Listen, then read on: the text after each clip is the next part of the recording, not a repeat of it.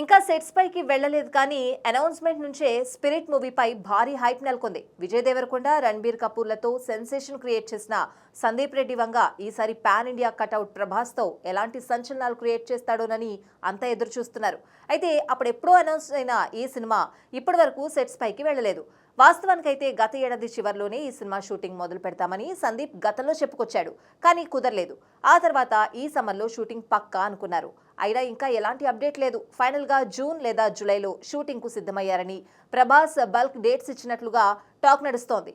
అయినా కూడా మరింత డిలే అయ్యేలా ఉందట. ప్రస్తుతం ప్రభాస్ ఫినిష్ చేయాల్సిన సినిమాల్లో రాజాసాబ్, ఫౌజీ ముందు వరుసలో ఉన్నాయి. కానీ ఇంకా ఈ సినిమాల షూటింగ్ కు కాస్త టైం పట్టేలా ఉందట. దీంతో సందీప్ మరో ఆలోచన చేస్తున్నట్టుగా ప్రచారం జరుగుతోంది. ఒకవేళ ప్రభాస్ స్పిరిట్ ని లేట్ చేస్తే ఈలోపు మరో సినిమాను చేయాలని చూస్తున్నాడట. ఇదే నిజమైతే స్పిరిట్ మరింత లేట్ అయ్యే ఛాన్స్ ఉంది. కానీ ప్రస్తుతానికి ఈ వార్తలన్నీ కేవలం రూమర్స్ మాత్రమే. Present Sandeep Reddy full focus మొత్తం స్పిరిట్ మీదే ఉందని ఇండస్ట్రీ ఇన్సైడ్ టాక్.